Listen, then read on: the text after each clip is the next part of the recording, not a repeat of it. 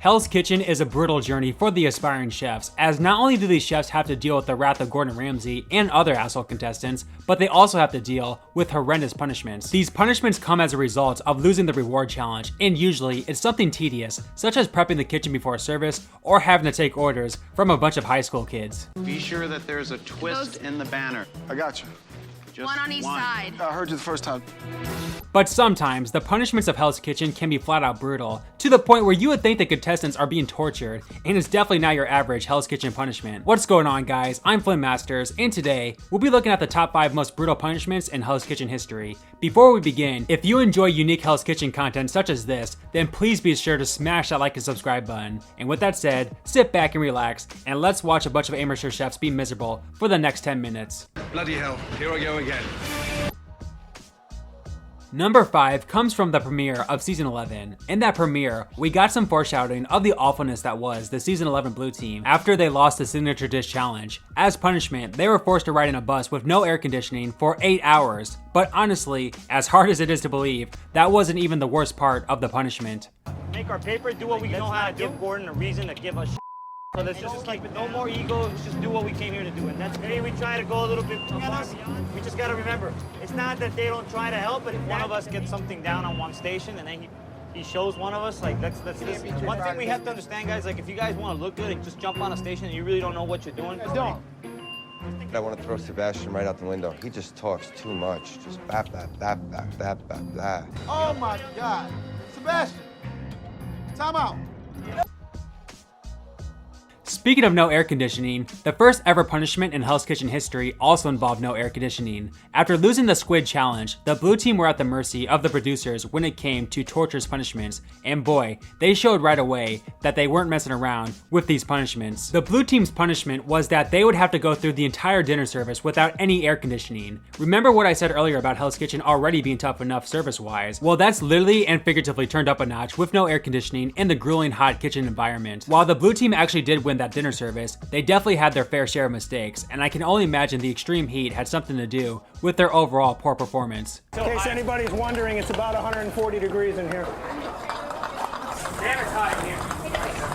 Can we put it down? Are you seeing this? Yes, chef. Definitely get it out of there. What are we doing with this? The rice is crunchy. This is turning out to be a bit of a joke. Oh, no. I've got anything better than that. Come here, you. That was me, chef. Well, I haven't got anything better than that. I have another couple in the oven. Yeah, and for goodness sake, for the first time, tell me, do you really want me to serve that? Sure, chef. Despite this being the first ever punishment in the show's history, it never made a comeback, as I imagine the producers realized just how brutal it really was.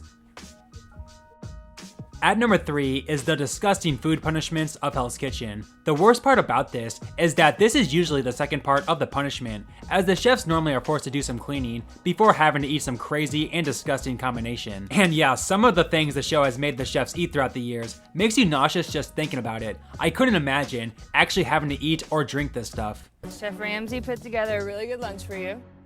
It's nice and thick, fish guts. We have Wendy to the left of me puking her out. Aziza puking to the right of me.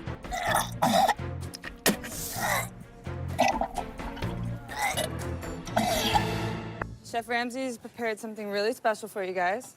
It's a delicacy, balut eggs. Oh, I'm not putting that in my mouth, I'm sorry. The first one I cracked open had a little baby chicken, bill and feet, eyes, wings, feathers, everything. Hold it back. Hold it back. Come on, guys. I would have rather have eaten raw chicken than what I just ate today. Compliments to Chef Ramsey. What? You have all your primary parts of a cow. There's some tongue, kidneys, heart, there is some liver. There's some barf bags, just in case you don't feel very well. If I hear someone gag, I'm gonna go.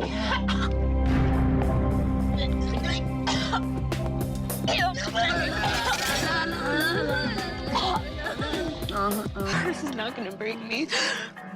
This is far worse than anything Ramsey could ever say to me. This is what happens when we don't work as a team. We wind up eating together, okay? Y'all gotta step up.